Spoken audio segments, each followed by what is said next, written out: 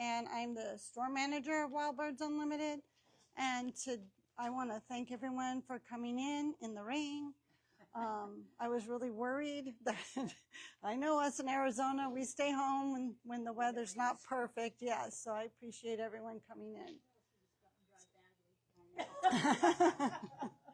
So we're going to, today our topic is birds of the prey in the Phoenix Valley. And specifically, we're going to concentrate on backyard bird hunters. And then we'll go over some others, but that's where our focus is. So, all right, so fall migration has started. And as our songbirds begin to move south, some fly as far as South America, and then others end up in our backyards. And these are all from my backyard, actually. So that's a black-headed grosbeak. That is a yellow warbler. We have a green-tailed towhee and a yellow-rumped warbler. So, you said that well. Thank you. All right. But who do you think also migrates? If your songbirds are moving north, who else do you think moving south, who else do you think is moving south? All right, yeah. Those that hunt the birds in particular are following them down. And these are broad-tailed hawks in Texas. We have them here, don't we? The broadtails? They don't hang around. They just fly through. Yeah.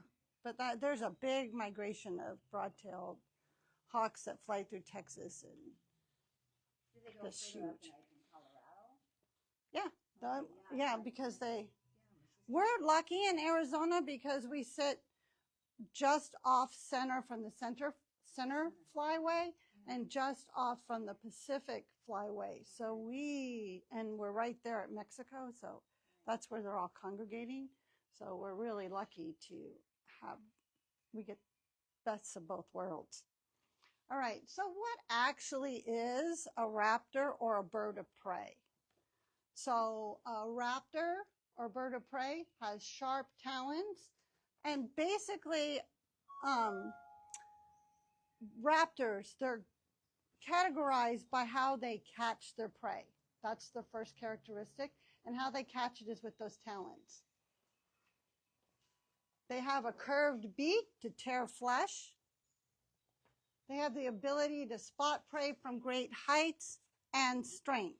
So if it's a raptor, it has to have those 4 characteristics. The raptor bird of prey is the same. Now, the prey is different. You can be a raptor and be a snake hunter and run around on the ground. But you have all those characteristics, you just hunt something different.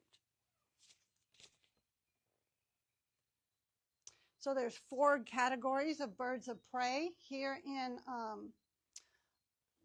North America. Eagles, hawks,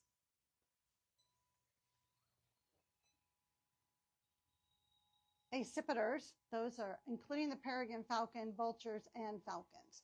So accipiters are a group of birds birds of prey that specifically hunt birds. And even though the peregrine falcon, he sits on both sides of the fence because he's a falcon, but they're really good at bird hunting. So some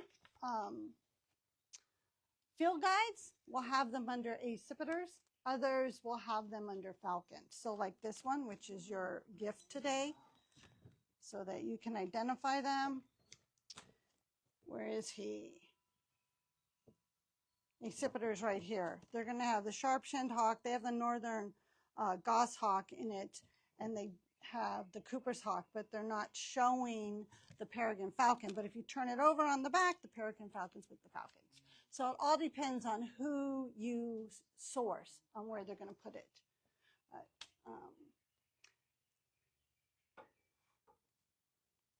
So we're going to start first with the Cooper's hawk, also known as the chicken hawk. So this hawk has a blue-gray head, neck, back, and upper wings. It has rusty red horizontal barring on the chest, large square head, dark crown. Adults have orange to red eyes. I don't know why the eyes change. I don't think scientists have figured that out either. And long legs with short shorts, or hot pants, as I like to refer to them. So if we look at the great horned owl, it had feathers all the way down. So it's like wearing leggings of feathers. But most hawks have either capris or knickers. Okay, that's how I look at it, you know. Yeah. But Cooper's hawks, they have feathers that are short that come to about, right here. And they have really long, strong legs. So one way to identify them is by, you can see their legs. They're very leggy. Like Daisy Dukes. Yes, that's another way to look at it, yes. And this is, these are both males. And you can see his markings really well. And you can see that his long legs. So cool facts about the Cooper's hawk. This one is a female, this first one right here to the left. The other two are males. So it kills its prey by suffocation. So, yeah. I hope everyone had a really good breakfast, and it was a while ago, because they take their talons, and as that bird it's squeezing, kind of constricting. Yeah. And then it has been known if the bird is struggling too much, it has been known to take its talon and it'll pierce its heart. So, Well, he has to eat. yes, it does. Yes. So remember, we're concentrating on birds of prey. Okay. So it's known to drown its prey by holding the bird underwater, which I know. Isn't that cool? I mean, really, if you think about how their brain is working and what they're doing, these are really smart, successful hunters and survivalists. They deliberately chase birds into picture windows. That's been documented. So they are actually taking into consideration their changed habitat, and they are using it to their advantage. So they actually understand if they see that window. So if they're hunting, they hunt in your yard. Let's say they've seen birds hit the window. They can record that. They go, okay, they hit the window, and it stuns them. We'll not even go to the mortality. It stuns them. I wonder if I could do that. So that's actually, in a way, how their brain is working and how they've used it to their advantage. Cooper's hawks will fly into heavy brush, or it will run on the ground in pursuit of prey. So they're not afraid. That's why it's got shorts on and long legs, because it will use it. It also is an opportunistic hunter. So if birds are really hard today, but there's a dumb ground squirrel, in order to get the ground squirrel, he's got to get on the ground. So they do eat other things beside birds, but they are specific. Their favorite food is a bird. All right, so now we're going to move to our nemesis, really. Sharp-shinned hawk. This hawk is small, daring, acrobatic flyer. It is the smallest of the American accipiters. That is actually in my tree. Little stinker. What do you think it's looking at? My bird feeder. Yes, my bird feeder at this moment does not have birds on it, but he's thinking about it. How can he use this to his advantage? I know that's what he was thinking. I told him that when I went out and took that picture. Like an outdoor cafe. Yes, like a fly through restaurant. So sharp-shinned hawks and Cooper's hawks have almost identical markings. The sharp-shinned hawk has, well, I got tricks for you, but the sharp-shinned hawk has small rounded head. That's one of the tips. Bluish gray back and head. Rusty red barring on the chest, and the sharp-shinned has large orange to red eyes, yellow legs, but they're kind of skinny. Look at them. And long, thin toes. And the toes are important. Just look at the toes on those birds. Oops, come on. So we got some cool facts. So the one up to the left in the corner is a female. So the female sharp-shinned hawk, she is 1/3 bigger and heavier than males. All right, and that's normal for raptors or hawks in particular, for the female to be bigger than the male. Why do you think that is? Okay, so the reason that females are bigger is they carry the eggs. So they have to produce the egg, carry the egg, and they have to fly around. So aerodynamically, they have to be slightly bigger and wider to distribute the weight. So, but the size difference with the Cooper's hawk and the sharp-shinned makes a big difference in the family dynamics. So the size difference between the sexes in the sharp-shinned hawk influence the size of prey they can catch. And that's true for the Cooper's hawk. So with the size difference, you have the male sharp-shinned, is the smallest hawk.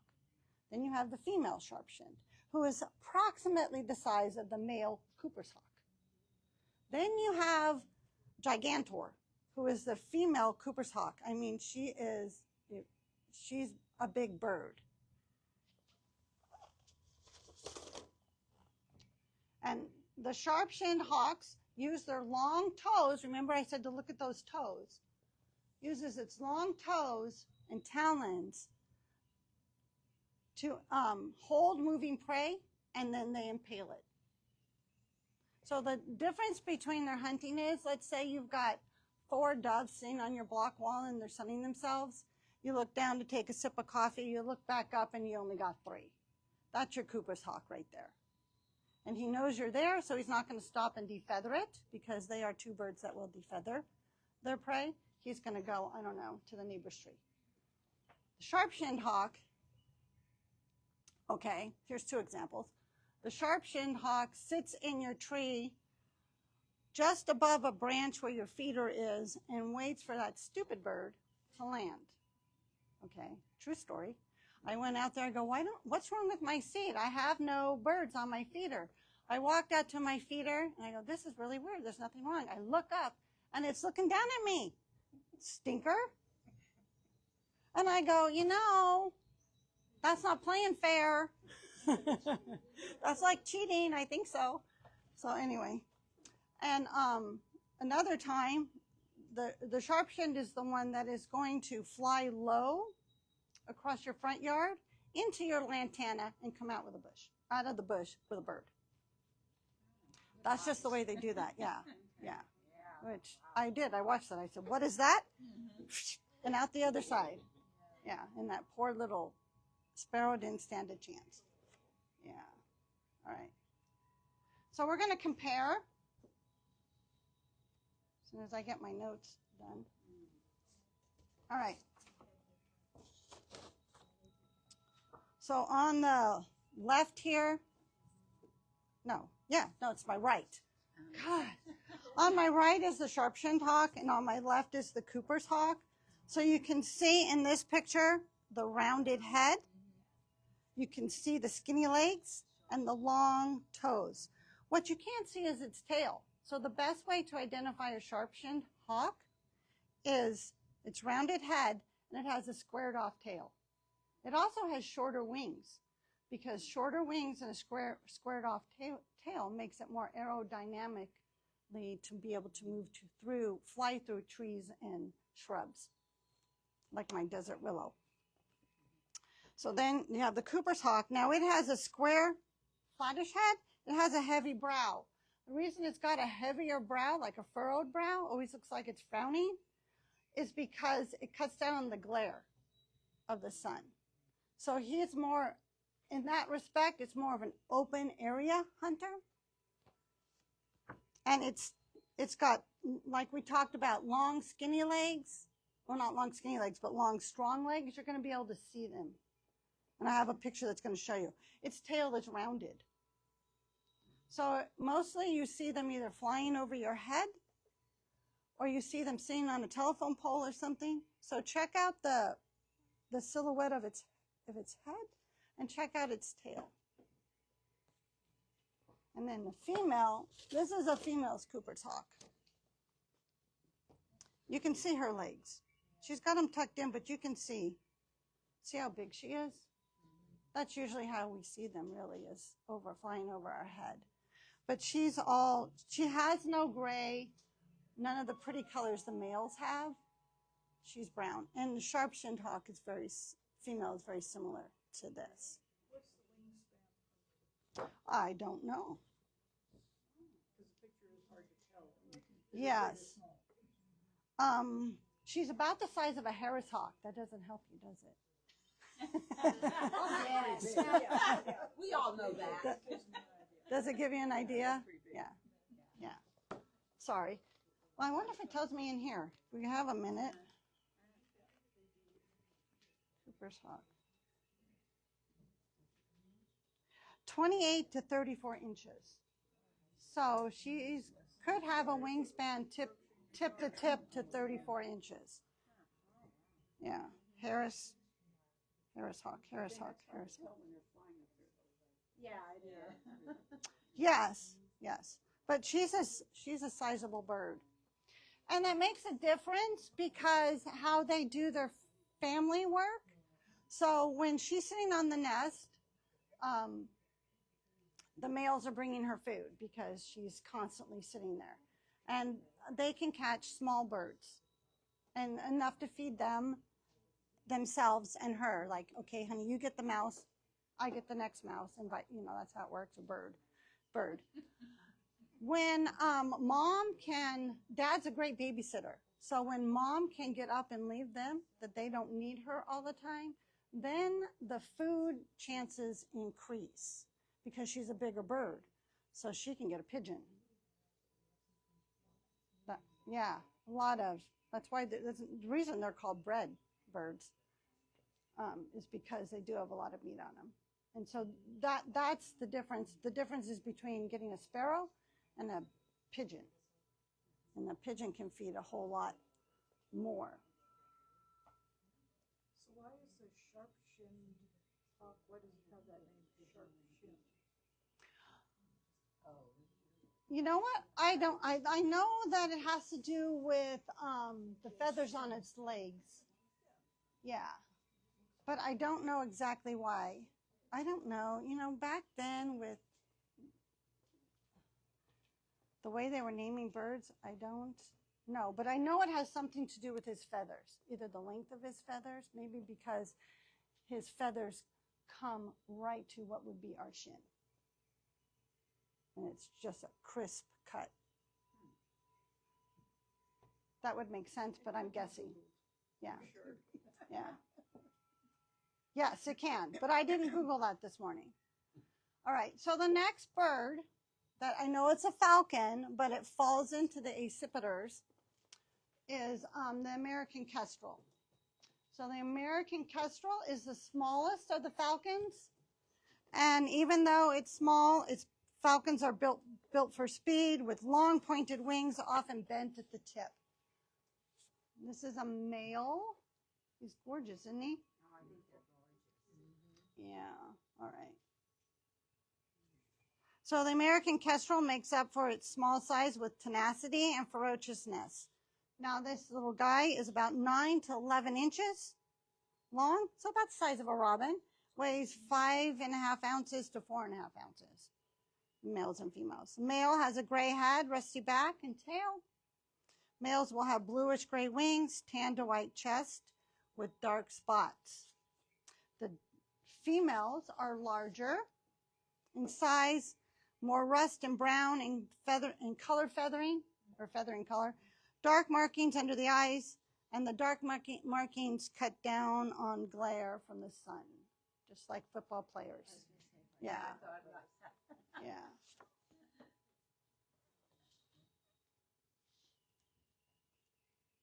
All right, they like our goldfinches. Yes, they do. Yes, as a matter of fact, I have a female who likes to winter with me, and I'm really lucky if I get goldfinches. And the other, I think it was maybe 2 winters ago, I go, where are my goldfinches, right? It's again, where are my birds? And I walk out there, and she's sitting on my feeder. How dare she? She's sitting right here. That's smart. I know, but I So any dumb finch that would go up there at that point. Right, deserves right, it. yeah. I figured, yeah, it's like the Einstein test, right? Yeah, yeah. They like to catch on the wing.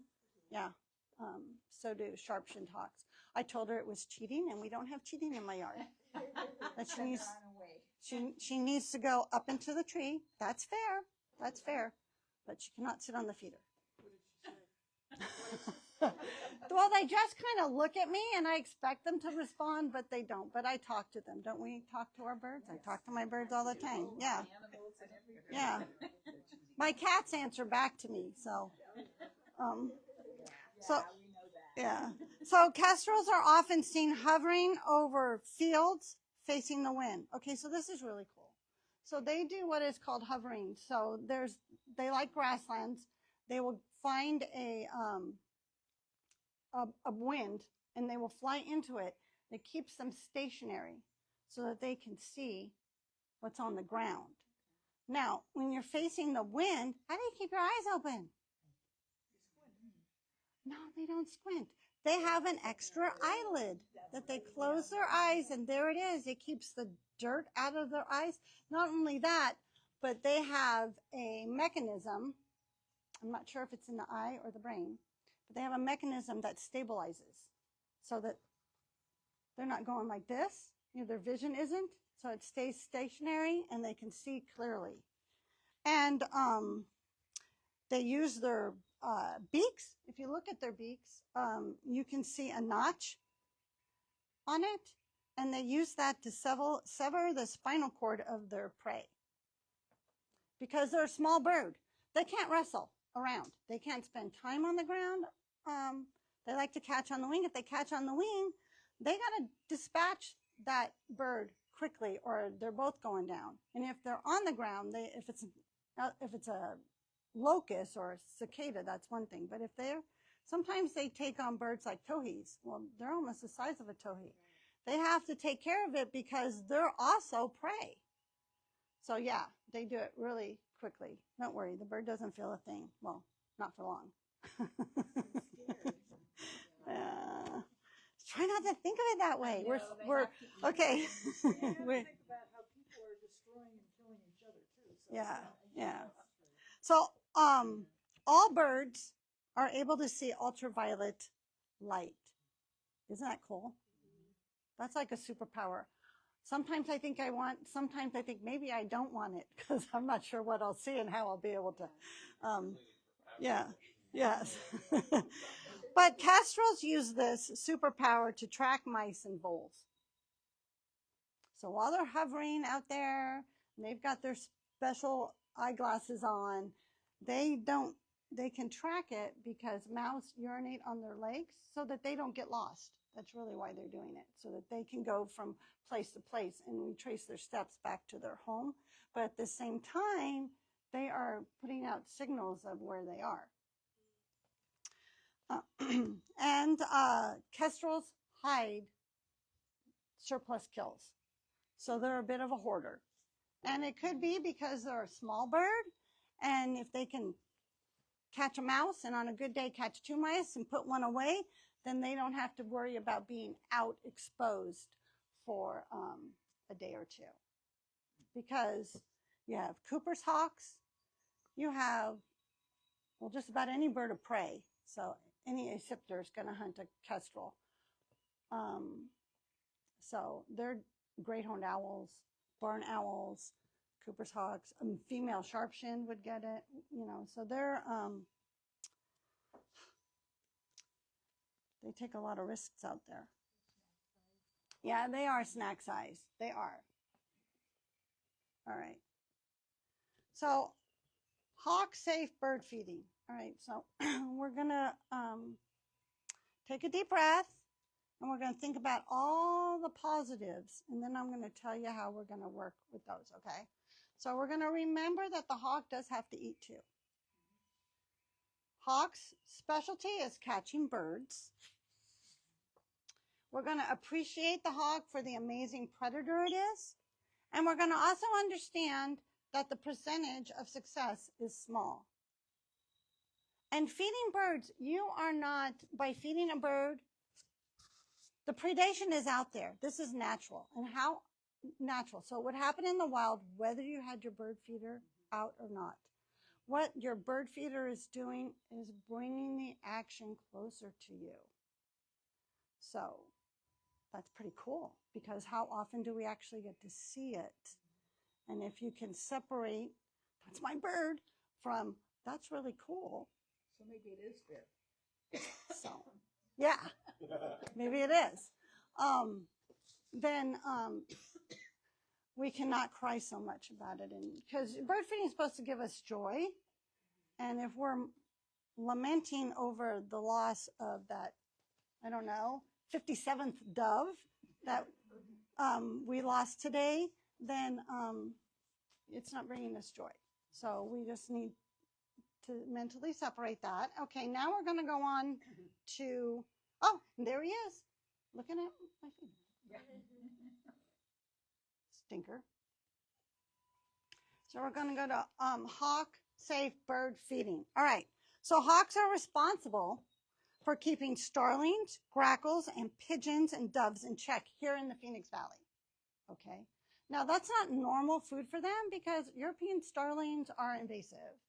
All right, grackles, oh my gosh, they moved in from Mexico and that's how we got them. They traveled up with agriculture because they like grains and wide open fields. And then pigeons, well, that's a story. And then doves. Okay. So they're really doing us a favor. And they do come in, hawks will come in mass in the winter. They like it here in the valley because there's lots of birds here. So we're going to see Cooper's hawks. We're going to see sharp-shinned hawks.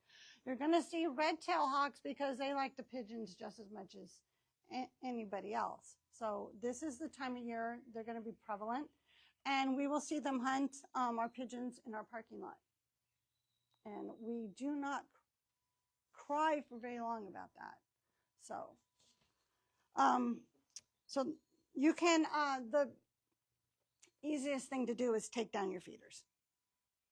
So not forever, just enough that the hawk decides, well, this isn't as easy as I thought it was going to be. And then they move on. Now they will be back because they hunt in rotation.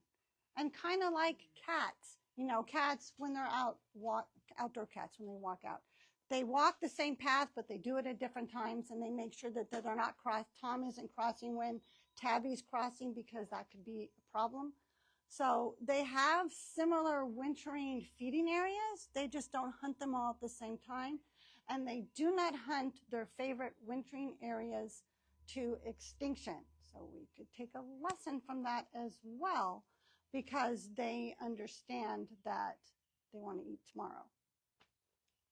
So if you discourage them from eating on your feeder on Monday, say you take your feeders down on Monday, it would be safe to put your feeders back up on Thursday.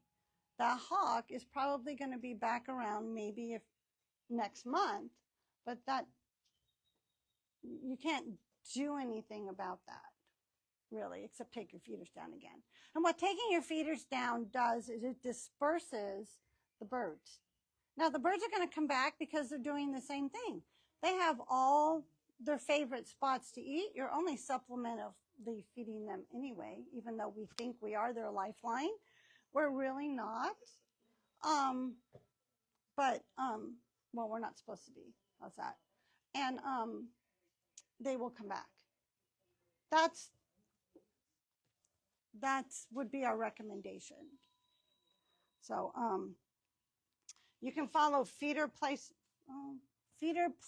guidelines, excuse me. So everyone's getting a hobby guide.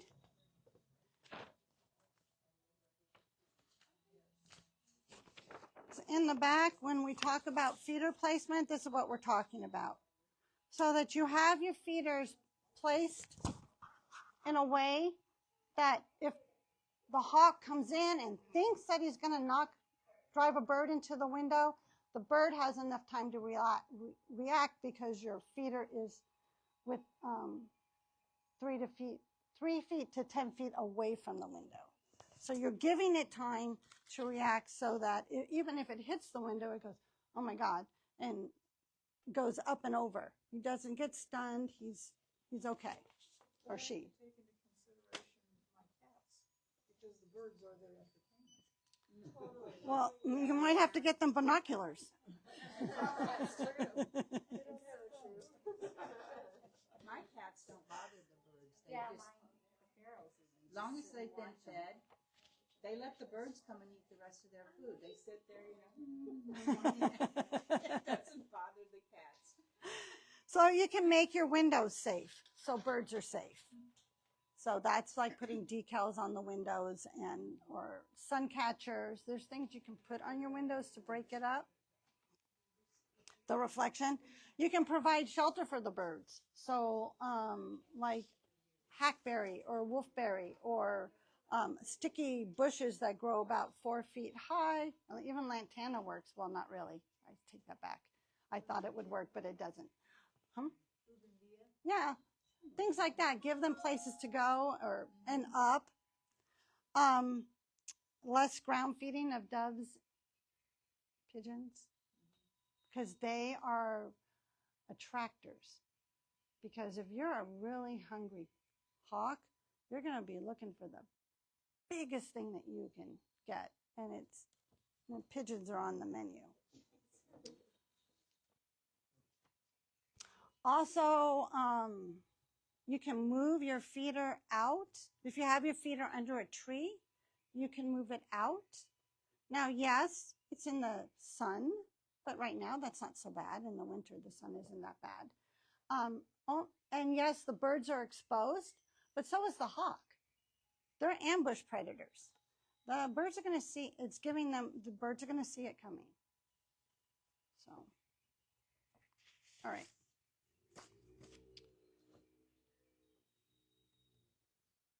All right, what to do if you find an injured hawk? So we have in our state the premier raptor rehabilitation center in the United States. Actually, I probably North America. It's pretty darn close, and it's Liberty Wildlife. And that's who, if you called us, that's who we'd send you or ask you to call.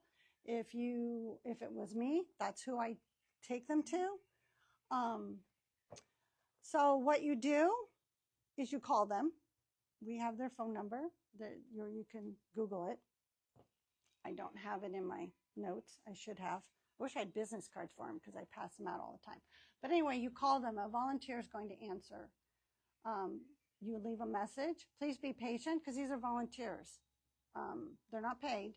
So, but they will respond, and they guarantee a response within 30 minutes. So in that 30 minutes, they ask you to take a picture of it, to note what's happening with it, and to keep an eye on it. When that volunteer calls you back, you can give them that information, and they can dispatch another volunteer to come get it. Because they don't come out for other birds, like if you had baby sparrows that needed to be cared for, you have to take it to them. But they will come out for raptors. And so do not attempt to pick up that bird, because remember, they have talents. And they're going to use them because they're not in the right frame of mind anyway, especially if they can't fly. And they're going to, what's called, foot you, or could. There's that possibility. And if they do, they're not letting go. So not only will the volunteer have to rescue the bird, but the volunteer is going to have to rescue you, because you now have a bird attached, an unhappy bird attached to your hand, your wrist, whatever you. Upset bird. Yes. It's a really long talent. Yes. I'm sure it's going to puncture the skin. Yeah. Just wondering, what if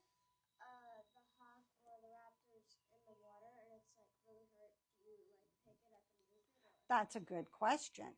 Yes, you would have to. So the guidelines are you have to, you if the bird is unsafe, which it is in the water, then yes, if you can, with your safety in mind, get it out of the water.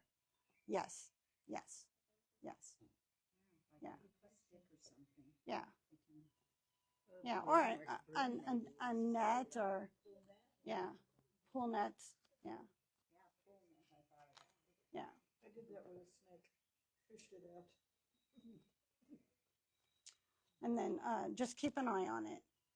They will come to you. All right. Let's see what my next thing is. Prevent wildlife poisoning. All right. So I do understand that in feeding birds, you could have occasionally have a rodent issue. The biggest killer of raptors is rodenticide. And so what I'm going to ask you to do is to do your research before you consider that. Because most of them out there, whether they're over the counter or provided by a pest control company, are anticoagulants, which means it thins the blood and they bleed to death. So that's okay for a rat that we have distaste for, but it's not okay for the raptor because I do not care what that company tells you or what it says on the label. They are lying to you if they tell you it is not a second kill chemical. It is. It's even a third kill chemical because it could kill the mom and then it continues to kill the babies. What was the name of it? Rodenticides. Yes. So, yeah. Yeah. So they're anticoagulants. That's the most popular out there. So just read labels and just check the companies. And actually the best thing to do, well, let's get through these first. Make sure the bait is not accessible to anything other than the target. So it is illegal to have open bait. I'm just going to put it out there. And it's pretty big illegal. But you need to have the bait covered in it. If you're going to use them, they have those black boxes. And there's bait in there. And then the rodent goes in there, nibbles on the bait. It's usually wrapped in peanut butter or cheese because they can't resist it. And it goes out the other side. It's better to have that black box with a snap trap. So if you need snap traps, yes. All right, 100% use them that way. If you have those bait stations out there, excuse me, check it twice a day or check the area twice a day where you have them out and remove any dead carcasses. And then I'm going to ask you, just don't use it. Just there are other ways. I mean, a barn owl eats 8 mice in one day. You get 2 barn owls, so you have a pair, that's 16 mice. Now they have 5 to 7. Okay, I can't do my math that high. That's 50 right now. But I haven't had my coffee, okay? That's 50 something times 7 by 8. What's the answer? Yeah. Thank you, 56. I had 54. I was too off, I'm sorry. So I'm better at birds than I am at math. So, I mean, that right there is better than what you're going to do with a snap trap or a mouse. All right, tips to prevent rats. See, I'm not going to tell you not to do something without giving a way to straighten it out. So, seal all holes in a roof. So this is just all preventative. So let's say you see a rat running across your block wall. So it's in your neighbor's house or you're 2 doors down. That's where it's going because they have harborage. They don't take care of their yard like they should maybe. A rat can get through a hole that's the size of a nickel. I don't know how they do it. They're like Santa. They turn into jello and they slide through the hole. A mouse can do a dime. And a scorpion, if you lay your dime on the side, can do that. Yeah. Yes. So I don't know how, but they do. Cockroaches do pretty good too. Yeah, but The scorpion really. the scorpion, yeah. So cap plumbing vents with hardware cloth, clean up cluttered areas in your yard, cut branches 3 feet back from your roof. Actually, you should do 4 feet if you can. And right now I need to do that in my house, so I'm just as guilty as anybody else. Because a roof rat can jump 4 feet. Yeah. That's, we've had a bunch. yeah. We have so if you have citrus trees, that's the main. Yeah. That's So what pick they your. Want. They want the dried, fallen down citrus. Pick. I mean, we had an epidemic. Yeah. Pick your fruit. Yeah. But yeah. Once they get in, yeah. It's quite yeah. It is. We have hot pepper bird seed products. Now, I'm not going to tell you it's 100% guaranteed, but it's 60% guaranteed. So let's say you have 7 rats. Well, 6 of them aren't going to like it. That's right? Approximately? Is that good math? there's 10. 10. Okay, 10 won't like it and 4 will. Well, then you have the snap rats to take care of the 4. Anyway. Sorry, my math is not what it should be today. But but we do, and they do work. And the only thing that they don't work on, that there's not 100% dislike to with mammals, is bears, because a bear is a totally different animal altogether, and they tend to like hot pepper. And roof rats can fall into that category. So they can either be so hungry that they don't care if it's burning their mouth off. They're going to eat it anyway, or they can develop a taste for it.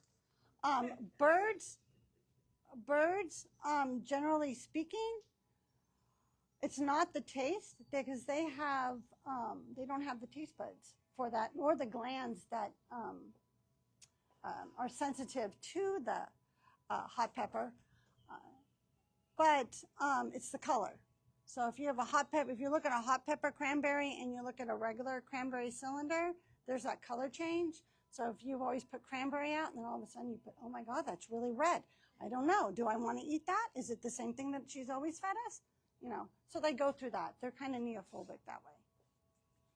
So, but they will. They can't taste it. It's not hurting them. And actually, for feeding lovebirds, they like it. Because out in the wild, they're eating all sorts of different foods. So they have 400 more taste buds than the average songbird. So you're doing them a favor. When I had pack rats at my house in Tucson, I preferred using the humane traps. And then I also had a bucket that was just about that much higher than the trap. So if I had a pack rat in there, I would fill it up, drown the pack rat, and throw the pack rat out for somebody to come and get it for a meal. And it worked nicely. I wasn't putting out any poison, and it was good food. Yeah. See? So there's ways around it. I didn't like using the snap trap because I didn't want to hurt another animal. Yeah. So my dad used to have was a hoarder of sorts. Anyway, it's a funny story, and it just tells you how I don't always think things through. So he had a storage unit that he actually had an airplane in, and there was mice, pack rats, getting in there, and they were doing damage to the airplane that we were trying to sell. So, of course, I don't want to kill anything, so I have these traps that I catch the mouse in. I got peanut butter crackers out there because they get in there. And then I would take the trap and I would release them into the field that was like, I don't know, maybe 100 yards from the storage unit. So my brother said, yeah, what are you doing? I said, I'm solving the wrong problem. No, you're not. Now they're telling their friends we're going to have twice as many. So anyway, I did, yeah. So again, rodents aren't my thing. Birds are my thing. So, and clean up under feeders. That's a really good, that helps. And bring feeders in at night. Although I know that customers have come in and said that they see roof rats in the late afternoon. So, Yeah. So, oh, I want to go back. So these flyers, everyone is going to have a Got Rats flyer in there. So I just want to point out that there's a great website. It's called raptorsarethesource.org. Now, it's out of California, wine country actually. And they do a lot of work with preventative measures to control rodents, especially in, so they have good information about harborages and different scenarios. They have recommendations for pest control. I wouldn't use them because that would be quite a travel tag. But they might give you some information if you do have an issue. It's a great resource. And they also pay for or have put barn owls out in the vineyards. Because remember, and they do the houses. So we have another wildlife resource that does it out there for in Marana. Wilcox has them Yeah. too. They had a bunch Yeah. of houses for Where the they, owls. yes. So, and that's so that that's their rodent control. So anyway, it's a really good resource. All right, on to our next raptor that we see. It's the red-tailed hawk. So it's the most common hawk, usually seen on long car rides because it likes roadkill. Atop a telephone pole or climbing a thermal updraft into the sky. It's a big bird. You can tell because an adult is going to have a red tail. Its favorite food. What do you think its favorite food is? Roadkill. Rattlesnake. Oh, yeah. Yes, it loves rattlesnake, and it's successful, unfortunately, 100% of the time. Well, actually, fortunately, but for the hawk anyway. Yeah. If it catches a rattlesnake out in the open, that rattlesnake is dead. Yeah. And it does a lot. So Google, here you go, YouTube. Go to YouTube and search for red-tailed hawk and rattlesnake, and you will see what it does is even if the rattlesnake is if it's coiled, it's over. So it's going to get away. So let's say it's trying to go to the bush. Well, the red-tailed hawk gets in front of the bush. So the rattlesnake has no choice but to coil up, and the red-tailed hawk will go like this and flap its wing feathers at it. And the snake will go like that, and then it will do it a couple times, kind of like slapping its face, until it can get in there and it grabs it by the back of the head and by the neck behind it. Yeah, I was outside one day and I'm looking up and I'm seeing a hawk and I'm going, why does it have a rope in its mouth?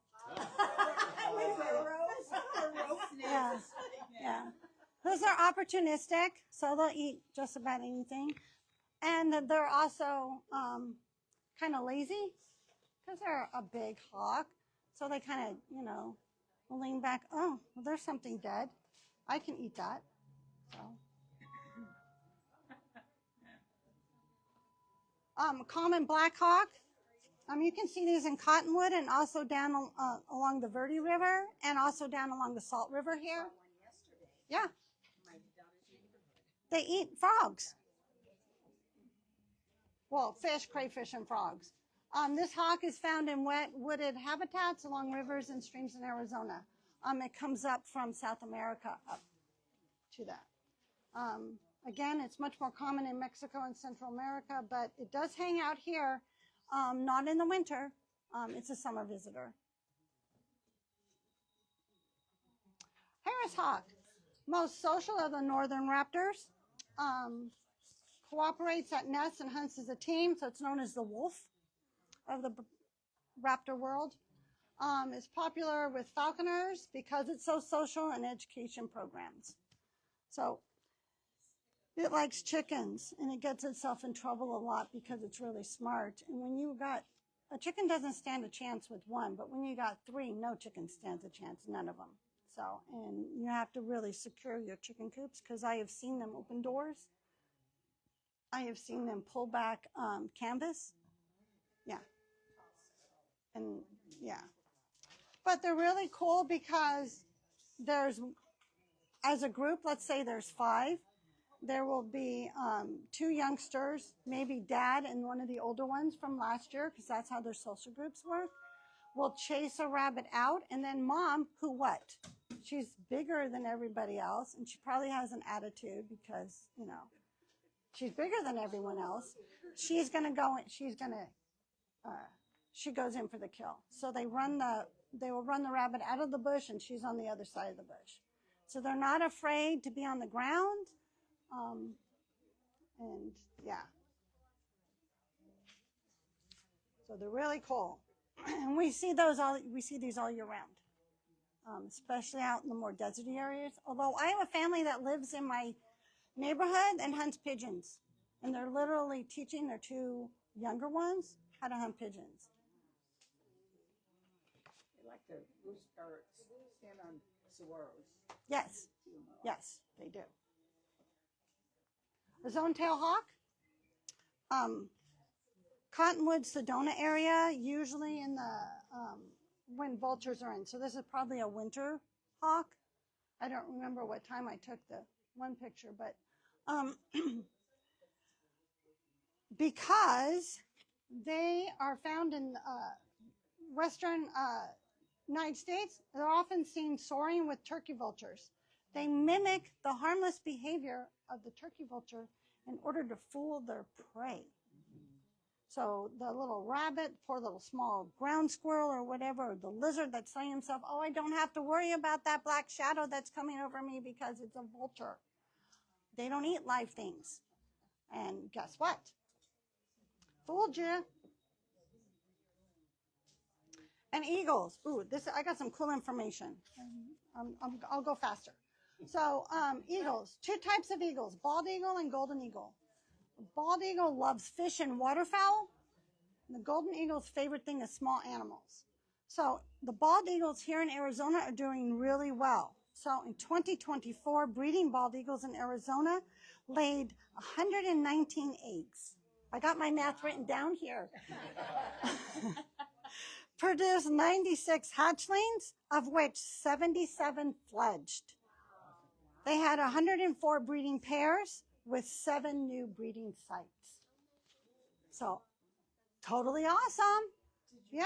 Did you follow the Big Bear Eagles? Yes, I did. Oh my gosh, what a tearjerker. This is like a soap opera. Yes. I still check on Sunny and Gizmo. Yes. Yeah. All right, and vultures.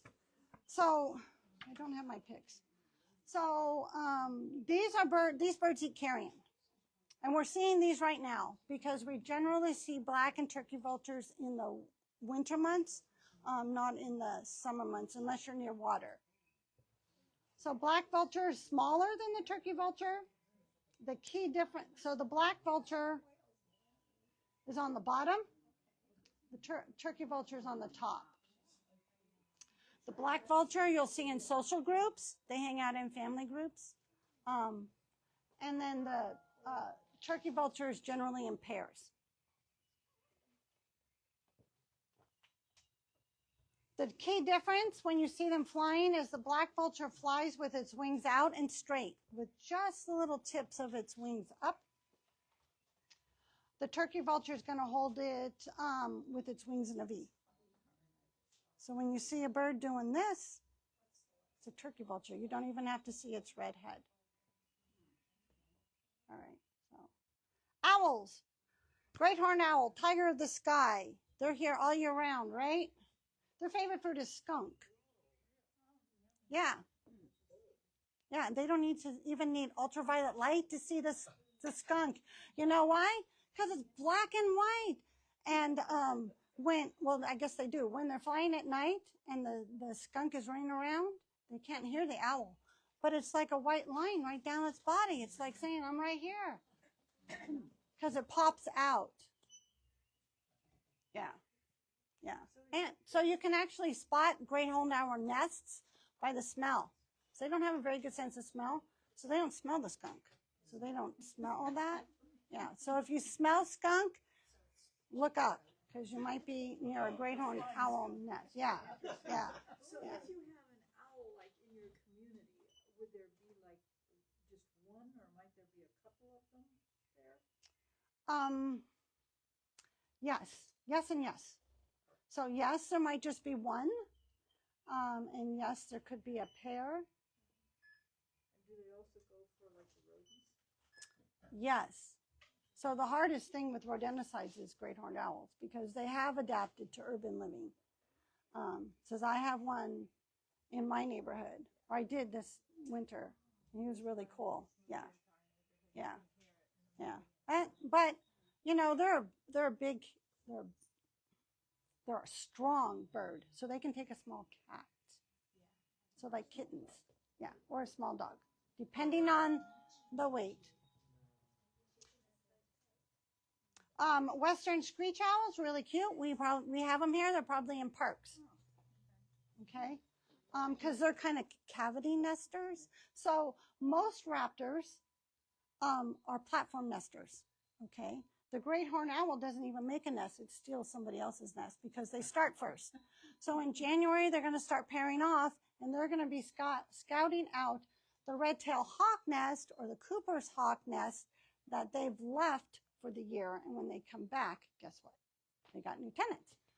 So that's what they do. And they might add embellishments, but generally speaking, they don't build their own nest. They capitalize on someone else's ingenuity.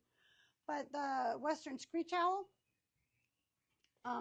does like dead trees or dead wood or cavity nesting.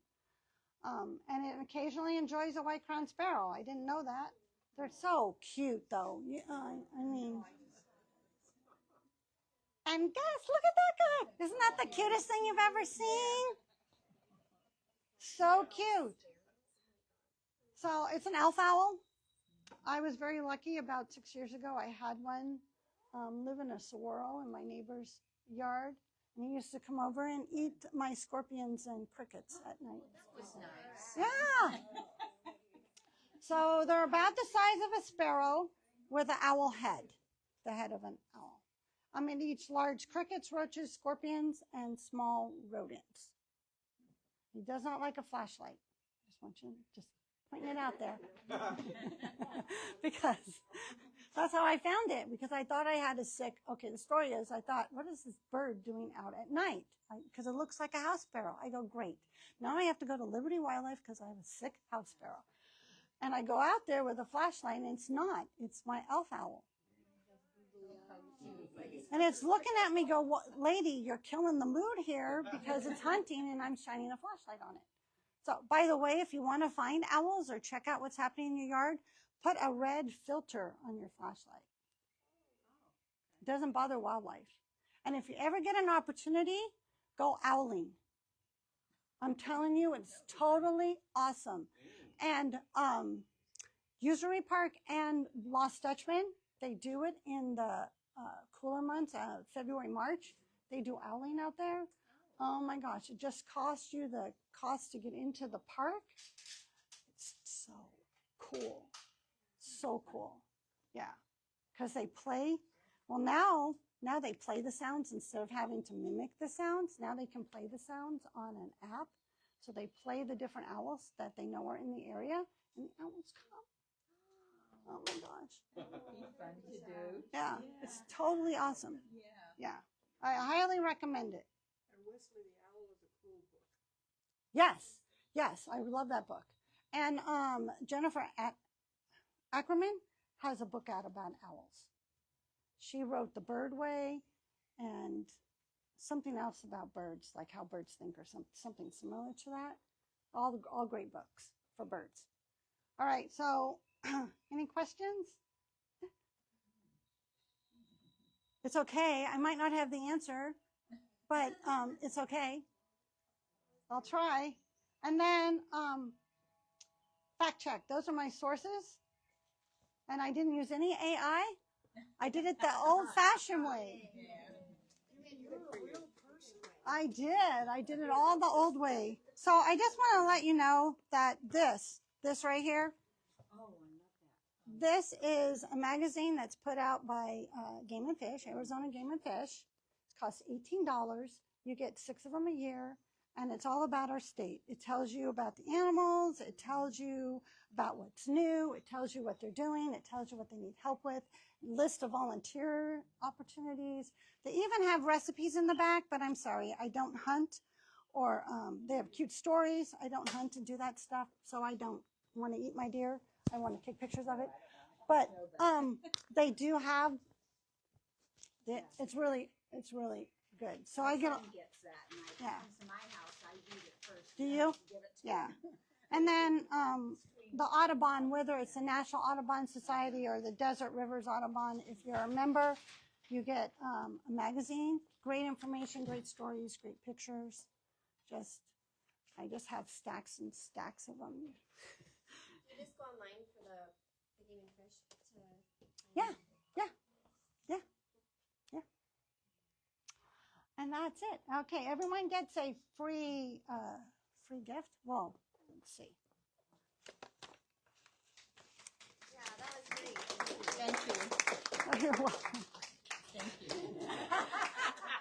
Thank you, even with my poor math skills. Thank you. Here you go. Thank you very much. Here you go. It's for your family. You're welcome. I didn't get the hobby bag. You didn't? Oh, I took it out. That's why.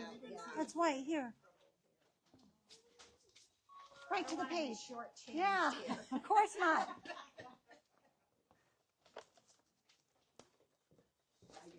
Okay, thank you. All right. So everyone who RSVP, did they get a gift? Oh, I thought I had. I was holding one for a reason. Yeah, there's some seed samples in there too. Information I thought you needed. You're welcome. Yeah, I have an extra one. Absolutely. Hey, I had a brother. I know they don't share. Thank you.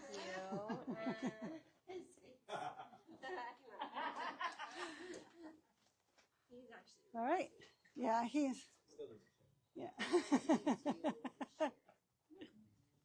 very cool. Would you like one? You're welcome.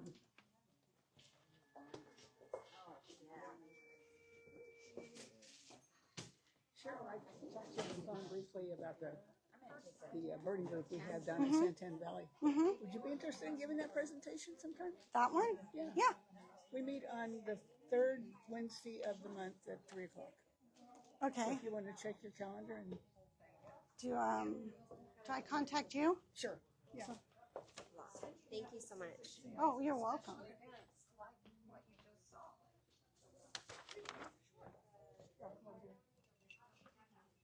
Let's